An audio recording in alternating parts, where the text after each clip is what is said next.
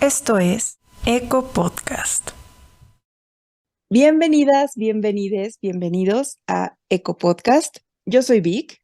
Yo soy Mina y esta semana les traemos el tema básicamente de el problema de los museos y por qué representan un problema o cuáles son sus problemáticas, y es porque probablemente ustedes no se hayan dado cuenta, pero yo me fui y los últimos capítulos del podcast han sido pregrabados.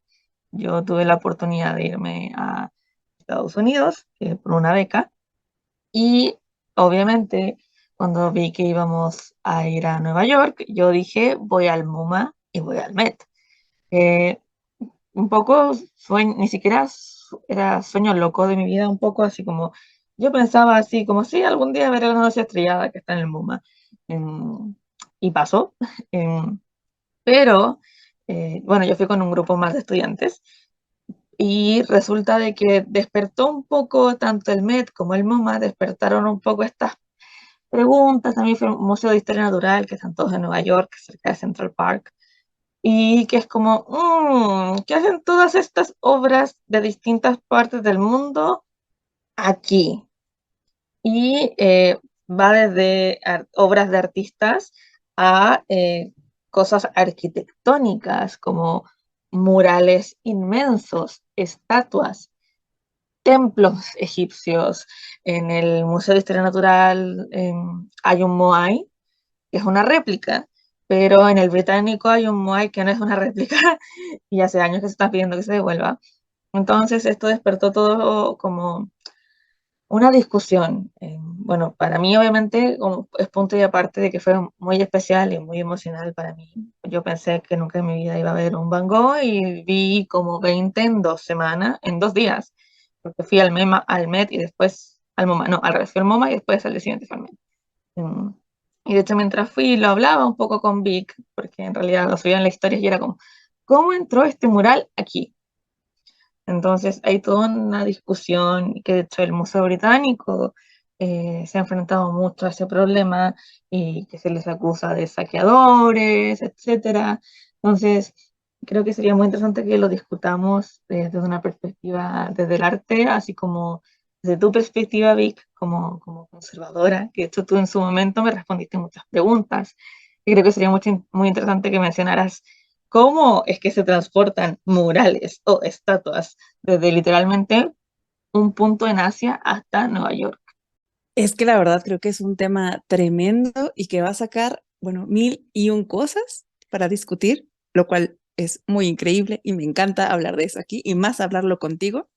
Y sí, o sea, creo que una de las cosas que hay que tener muy en cuenta con todo lo que está relacionado con la creación de los museos, con el arte, con el movimiento de objetos simbólicos de países hacia otros lados, tiene que ver indudablemente con el hecho de que si bien el 99% de objetos fueron a través de estos países que en su momento fueron colonizadores de otros, que tuvieron justamente colonias, imperios en otros países, y que toda esta riqueza cultural y emblemática de muchas culturas y civilizaciones llegaron a estos países generalmente europeos y en el caso de América en Estados Unidos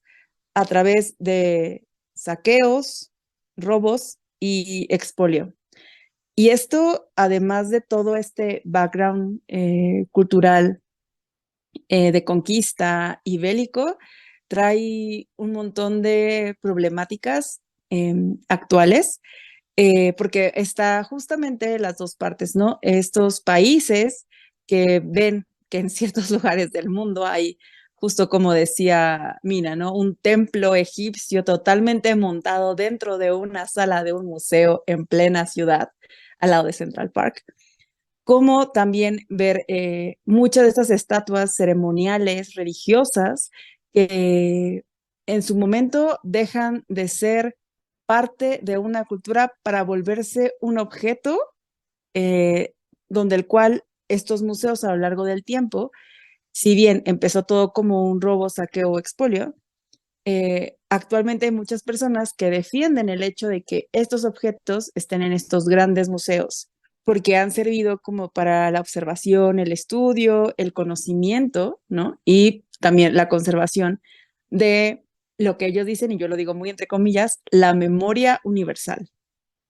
Porque muy entre comillas, y yo no sé si tú estás acá de acuerdo conmigo, Mina, pero esta como memoria colectiva universal en realidad muestra una parte únicamente de lo que significan estas piezas, porque son traídas o llevadas por estas personas en un contexto completamente distinto a donde ellos se encontraban, ¿no? Entonces, justamente, no es raro ver igual y una estatua de Shiva en un museo cuando para las personas que le piden, le rezan, no debería estar ahí, ¿no?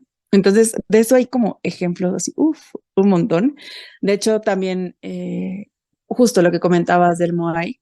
Y también acá en México tenemos uno que es como la joya de la corona, literalmente, que es el mal llamado penacho de Moctezuma, porque en realidad no es un penacho, es un tocado hecho con plumas de quetzal y que en algún momento la verdad es que no saben si llegó allá a través de Hernán Cortés, si llegó en uno de los tantos barcos que mandaron de regreso a Europa, llenos de un montón de piezas monumentales, artísticas, ceremoniales de México y de toda esta área mesoamericana, pero llega y está en el Museo de Etnología de Viena y lleva ahí un montón y es como la pieza clave del Museo de Etnología y México lleva años y años pidiéndole a Austria que por favor lo devuelva y aquí el museo pues dice, bueno, es que por cuestiones de conservación no se puede regresar y hay muchas cosas ahí que podrían o no decir que regrese o no, pero la realidad es que como que se pide que haya muchas de estas cosas que regresen a sus países de origen.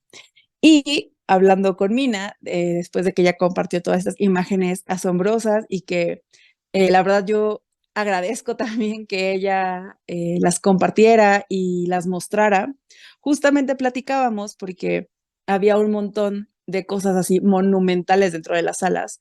Y yo le platicaba un poquito que cuando se hace la construcción, por ejemplo, de templos en piedra, no se piensa hacerlo así como de una piedra sacar todo, ¿no? Sino lo que van haciendo es que van tallando parte por parte y la embonan. Y así se hace la creación de los grandes templos, ¿no? Viene de la unión de muchas piedritas, ¿no? Y de muchas tallas en piedra. Entonces, lo que hacían es que cuando llegaban a este lugar y querían llevarse, pero de verdad, o sea, templos enteros, era desmontarlos y llevarlo por partes, en este caso en barco, hacia Estados Unidos. Y llegando allá, cuando se abre el Met y un poco como que se adapta a estos espacios para que quepa dentro todas estas estructuras, se rearman ahí. Y lo mismo sucede con muchas otros ejemplos que existen ahí dentro. Y no solamente en Estados Unidos, ¿no? También hay, por ejemplo, en el British Museum, que hay una parte literal como traída del Partenón, ¿no? Que está así completa y que es así trajeron como las esculturas que sí están talladas en una sola pieza, las llevaron completamente, ¿no? O por ejemplo, también en Berlín hay unas puertas hechas con pequeñas teselas de cerámica, que son como cuadritos de cerámica, que se van poniendo para armar todos estos mosaicos increíbles que tiene la cultura árabe, que en realidad estos mosaicos también representan esta parte patrimonial, poética que tienen y los desmantelaban y los volvían a armar, ¿no? Como para poder entrar. Igual, por ejemplo, el Van Museum, igual en Inglaterra, también tiene un retablo así, pero maravilloso, es que es muy hermoso, eso no le quita lo hermoso, de madera, toda, completamente dorado, que igual se trajeron, se desmontaron, estas piezas igual traen varias partes que se embonan entre sí, lo desmontan y lo vuelven a montar en este sitio. la verdad es que es un trabajo bien intenso y que yo personalmente creo que en algunos casos se hizo con mucho cuidado porque se pensa, o sea, cuidado con las piezas materiales, ¿no? No con con las personas ni nada, sino con las piezas materiales para transportarlo. Y que también muchas de estas personas que defienden el hecho de que puedas encontrar piezas de todo el mundo en cualquier museo del mundo, dicen también que en parte son piezas que de otra forma no se hubieran conservado. Yo la verdad ahí tengo mis dudas muy personales y creo que no es así porque al final de cuentas era patrimonio, o sea, como que hay que tomar en cuenta que la mayoría de estas piezas que vemos que pertenecen a otras culturas, a otras civilizaciones, que son piezas muy antiguas, no eran piezas así nomás hechas porque sí, tenían un contexto social, un contexto religioso, un contexto artístico y que estaban hechas de cierta forma porque tenían un uso y tenían un valor específico. Y ese, al momento de llegar y estar en un contexto de museo, cambia completamente. Y sí, puede ser que tú, gracias a visitar el museo, te enteres de cómo estaban construidos y de cómo eran y la temporalidad y todo eso, pero yo creo que eso es circunstancial, ¿no? Que ahora lo sabemos porque se hicieron en ese momento esos estudios, pero yo creo que igual, si esas piezas hubieran estado justamente, se hubiera quedado, no sé, todo este templo egipcio en Egipto, de igual forma se hubiera podido estudiar ahí, ¿no? Y hubieran tenido como toda esta información y toda esta investigación sin necesidad de estarlo transportando en barco hasta el otro lado del mundo. Entonces, como que siempre están estas dos posturas y aunque a mí hay, o sea, yo soy muy fanática del arte y yo de verdad que disfruto mucho las visitas, sí creo que hay que no me extraña que en estos momentos haya muchos países que estén pidiendo, eh, ya sea a Gran Bretaña o a Francia, inclusive a Estados Unidos o a Austria, que existan cosas que se regresen al país de origen, porque ahora ya tenemos como otro contexto y entendemos estos movimientos desde otra perspectiva, porque la realidad es que el hecho de que se lo llevaran no deja de ser a través del expolio, que es justamente como quitar estos o llevarte o robarte todos estos objetos valiosos para una cultura de una forma violenta, ¿no? Y eso no quita que muchos de ellos fueron transportados así. No, amén, hermana, básicamente. Yo creo que esa excusa de hoy le hace un bien al mundo que estén todas juntas, porque así más gente la puede ver, es una excusa barata, totalmente contextualizada, porque como dijiste bien tú, estos son cosas importantes y son, al final, yo siento que son como, aunque haya pasado hace 100 o 1000 años, porque es como este chiste de que Napoleón, bueno, de que Francia o Inglaterra no se llevaron a la Esfinge simplemente porque no se la pudieron llevar físicamente, si no se lo hubieran llevado, es porque al final genera como una herida abierta. Y yo lo vi mucho porque cuando fui al Museo de Historia Natural y al MET, vi muchas personas asiáticas. Y en el ala, porque tienen un Asian Wing, tienen un ala específicamente de arte asiático, de no arte de pintura, sino como arquitectónico, etcétera. Porque eso es lo otro, tienen muy pocas pinturas asiáticas, en fin. Yo los veía y veía su cara de shock y veía que estaban emocionales, porque claro, es como, es esta pieza de mi cultura, está aquí expuesta totalmente decontextualizada, porque ya pueden poner una explicación abajo, pero es como, daba esa fuerte sensación de que eso no debería estar ahí. Y también me pasó que en la sala egipcia, claro, está el templo y tú sigues caminando por el templo, que hasta le tienen agua y todo, es como muy creepy. Tú entras y hay un pasillo donde hay solo sarcófagos. Y es como, incluso creo que algunos tenían momias, no recuerdo si eran reales o no, eh, pero era como, estas son las tumbas de una persona, tú no vas a un cementerio y pasas en medio de las tumbas abiertas. Entonces hay como un proceso de deshumanización. También tiene que ver con, yo creo que esa misma postura de deshumanización hacia las otras culturas viene en el mismo hecho de ver esta estatua gigante o este mural gigante o lo que sea, decir, me lo llevo. Más allá de la practicidad de cómo, yo lo hablaba con mis compañeros, porque este tema despertó un poco la discusión y era como el estado mental, la posición mental en la que debes estar para tú ver algo así de grande y decir, me lo llevo.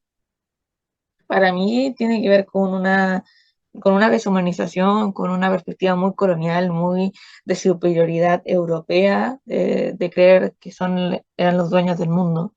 Y una de las cosas que a mí más me dolió, y creo que te lo comenté, que yo no subí ninguna foto por respeto, eh, es que había una tumba en la sala de Mesoamérica. Eh, Había una tumba que ni siquiera tenía luz encendida, tenía restos humanos. Era una tumba y tenía el esqueleto. Y de hecho, y era un esqueleto pequeño, debe haber sido un niño. Y tú mismo me dijiste que se la habían llevado con tierra y todo. Y yo estaba como, casi me pienso, ahora me estoy volviendo a emocionar porque es como, ¿cómo? ¿Cómo te atreves a llevarte algo que se entiende que es tan sagrado? No, yo no lo puedo entender. Y es lo mismo que me contiene de decir como, ah, bueno, pero es mejor que esté todo junto. Y es como, no, preferiría mil veces que estas cosas se hubieran quedado donde pertenecen. Porque es como, denle, no sé, respétenle el santo sepulcro a esta persona. Sí, y fíjate que ese caso es bien curioso porque la mayoría de todos estos entierros, que igual, o sea, todos esos entierros es justamente como una práctica cultural que cada cultura tiene su forma particular de hacer los entierros, ¿no? Entonces, como que cuando llegan y les llama la atención de que les entierran con vasijas y con joyas y con cosas así, se lo llevan. Lo que sucede es que todo lo que es un material orgánico, en este caso tanto el cuerpo de la persona como la ropa y todo lo que tenía de origen orgánico, después de que pasa mucho tiempo enterrado, si tú lo sacas nada más así, se empieza a deshacer. Y esto es justamente como porque ha pasado tanto tiempo, o sea, pero tanto tiempo, no 50 años, o sea, cientos de años así, que cuando tú lo sacas se empieza a deshacer. Y eso también es lo que sucede, no nada más, por ejemplo, en lugares donde hubo culturas prehispánicas, sino también, por ejemplo, sucede lo mismo en Egipto, sucede lo mismo, por ejemplo, en Indonesia, que cuando tú lo sacas se empieza a deshacer. Entonces, lo que ellos hicieron es que cuando empezaron a sacar cosas, se dieron cuenta de que eso se empezaba a desmoronar.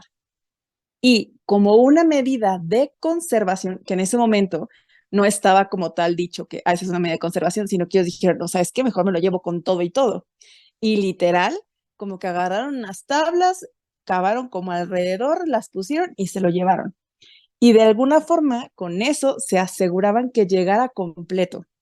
Bueno, te escuchaba, ¿no? Y justo esto de cómo la gente, o sea, como en qué está pensando, ¿no? Y también es como que estas personas, ¿quiénes se creen como para saber o presumir que entenderían mejor un objeto, un entierro, un cualquier cosa que esté hecho por otra cultura en otro contexto como para decir, me lo llevo para que el mundo lo vea también? O sea, como que es de, ¿what? Y claro, la falta de respeto monumental que eso implica. Sí, es que absolutamente igual no era para que el resto del mundo lo viera, era para que el resto de Europa, porque si incluso ese argumento se cae en el momento en que, pero no todo el mundo tiene los recursos para ir al British Museum, no todo el mundo tiene los recursos para ir al Met, entonces es Totalmente. como, Pero justo porque para ellos el mundo civilizado era es esto, es Europa. Europa, ¿no? Claro. Sí, y eso igual me recuerda de que incluso dentro de Europa habían estas faltas del respeto, o sea, esto de que hay más estatuas griegas fuera de Grecia que en Grecia, o sea, hay parte del Partenón que no está en Grecia, entonces como ni siquiera entre ellos se respetaban, no tiene sentido. Sí, y esto igual tiene que ver justo, ¿no? Con el poder. Y es que también una cosa que creo que no debemos olvidar y tenemos que tomar siempre en cuenta es que todos estos objetos que son desarrollados por una cultura que tal cual forma parte de su propia sociedad y de su propia cosmovisión, tiene un valor significativo, muy importante.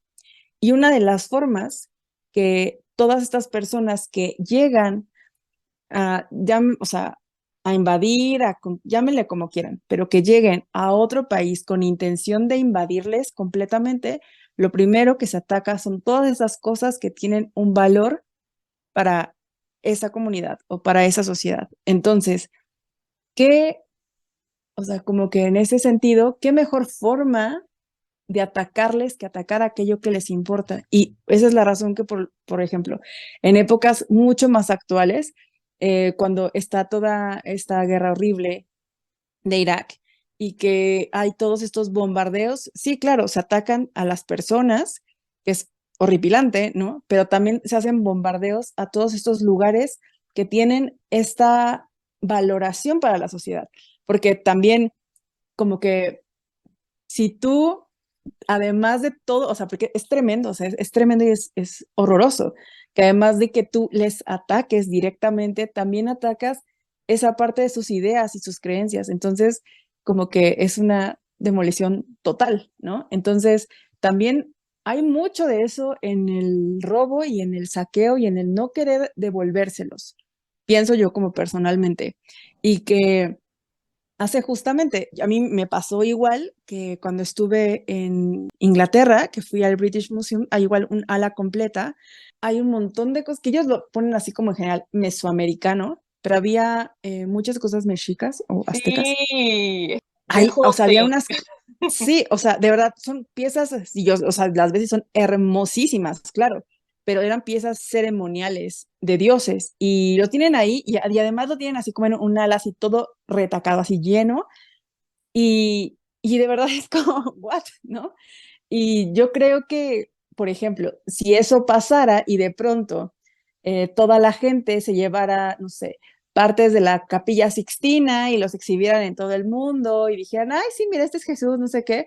O sea, yo creo que la gente también dirá, qué diablos, ¿no? Como, ¿por qué está haciendo lo mismo? Pues esa misma expresión es la que tienen las personas que dicen, como, ¿por qué está aquí? ¿No? Cuando no debería estar aquí. Sí, es que absolutamente. Y a mí algo que no es que me dé risa, pero claro, está todo este contexto de querer llevarse las cosas. Yo igual concuerdo contigo de que para mí es casi como una técnica de tortura, como de tortura emocional, así como te arranco todo lo que tienes, que es incluso algo es típico de la colonización, que fue lo primero que eran los españoles cuando dominaron al Imperio Azteca, fue quemar las cosas, fue quemar los templos, hay muchísima información que nunca se va a recuperar porque se perdió en su momento.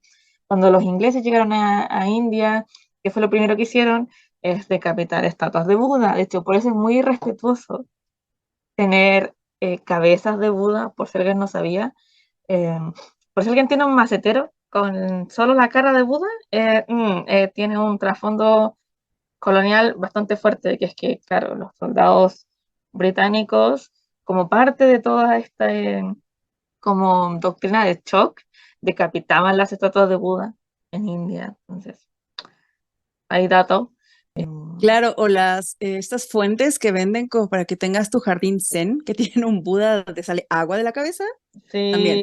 Como que se debería pensar 6 veces no, antes de, claro. sí, yo siempre lo comento porque es como, sepas. Em, pero para mí lo otro que me pasa es que muchas cosas, de repente en museos, en las partes de los museos donde habían cuadros, pinturas, decía donado por.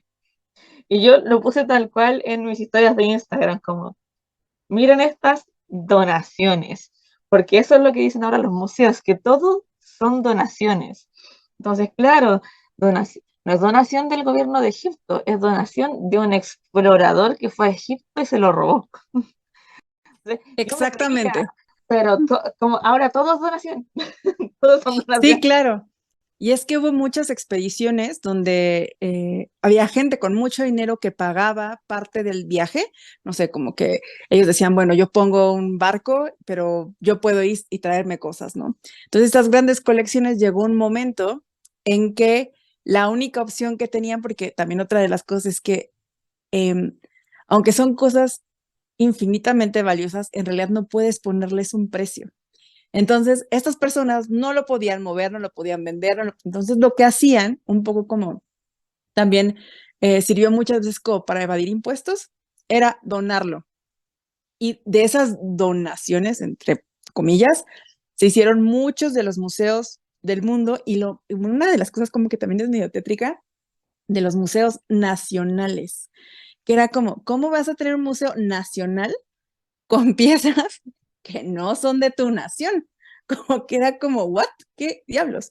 Entonces, esta creación de museos nacionales justo se hace por estas donaciones que hacían, ¿no? Y no nada más era como donación, por ejemplo, también era así como colección especial de los Reyes Católicos, ¿no?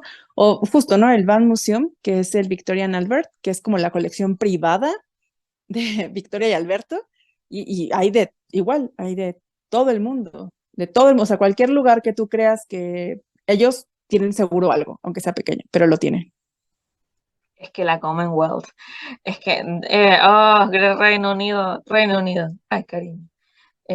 Sí, es que es impresionante. Yo, de nuevo, yo me reía, pero es que al final del día, como tú mencionabas, eh, esto de las expediciones, etcétera, de que, claro, en el papel un museo, él me puede decir, pero si todo esto son donaciones, son de colecciones privadas, y aquí en donde yo vivo hay un museo, que es el Pedro del Río Sañarto, que fue tal cual un explorador de mucho dinero en su época, como en el 1800, y es su casita, pero literal tiene un esqueleto como de un cachalote afuera.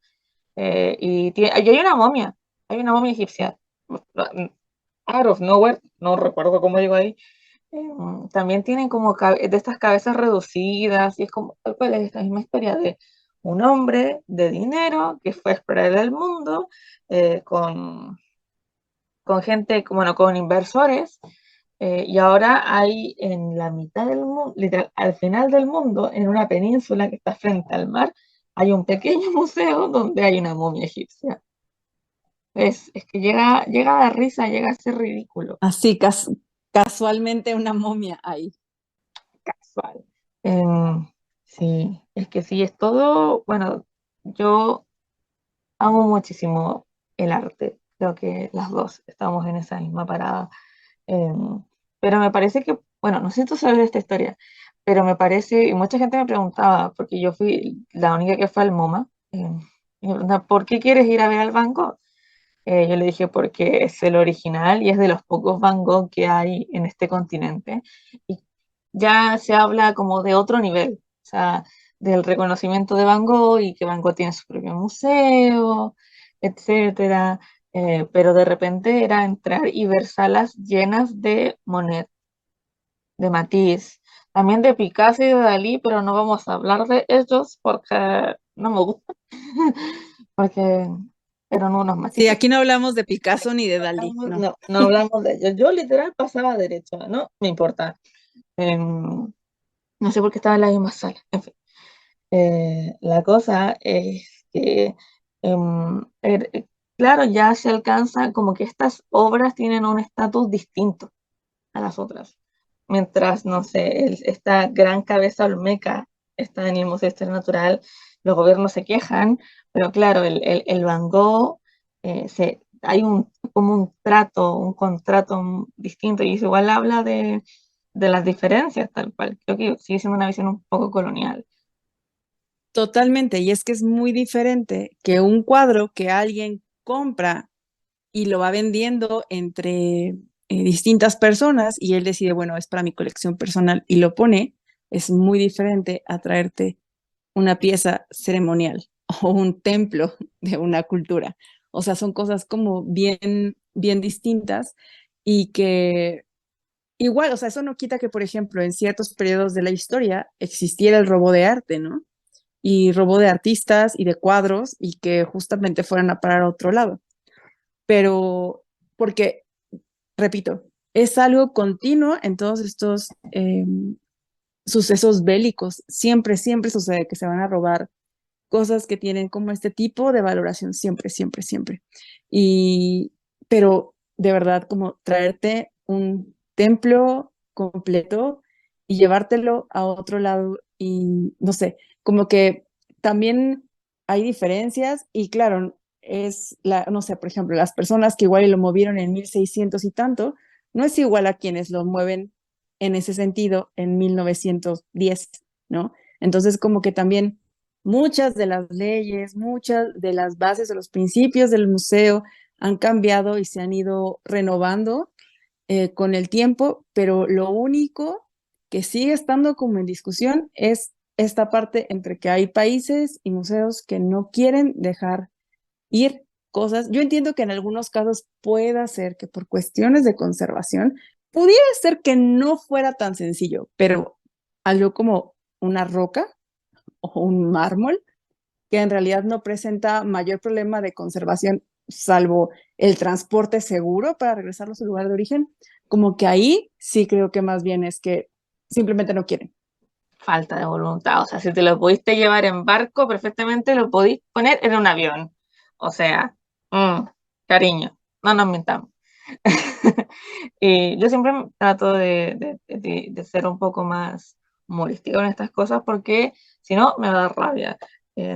Y sé que quizás no es, siempre tratamos como de terminar los tópicos en un tono como más alegre o con más soluciones, pero la verdad es que este sí es un tema controversial, que especialmente toca, bueno, Chile no tenía muchas cosas que se robaran, pero sé que México tiene una historia muchísimo más mucho más distinta que en Chile. Yo, por ejemplo, no vi nada de Chile allá, pero sí había un montón de cosas de Mesoamérica y de todo lo que, bueno, de México antes de que fuera México. Así que creo que devuelvan las cosas. em, y al final del día creo que tampoco es un tema de no ir al museo como para no formar parte de eso. Creo de que, claro, yo me siento muy agradecida de haber podido ir, de haber podido ver estas cosas, pero es como lo que siempre decimos, que es como, puede disfrutar las cosas, pero sin dejar como el pensamiento crítico de lado. Creo que esa es como la, no sé, que esa es la conclusión que podríamos sacar, porque tampoco se trata de no ir al MoMA o no ir al Met o no ir al British Museum. Claro, y es que también recordemos que cómo vamos a defender algo si no lo conocemos.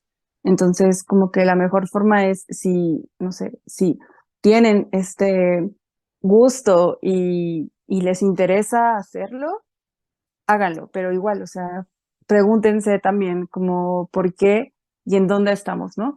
Porque a la larga eso es lo que está haciendo la diferencia y que el día de mañana las personas no nada más vayan así y les haga normal y que alguien llegue y se robe cosas de un lado para ponerlos en otro, ¿no? Entonces creo que ahorita ya la mayoría de nosotros podemos tener esta sensibilidad y decir, claro, yo entiendo el trabajo del museo ahora, actual, y que esto va más allá, pero también como poner, no sé, como interesarnos en eso, porque al final el interés lleva a la valoración y la valoración lleva a la conservación de todo esto.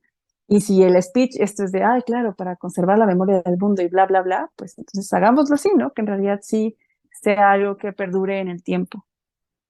Amén, hermana. Yo creo que esa es una muy buena nota en la que finalizar el episodio de hoy.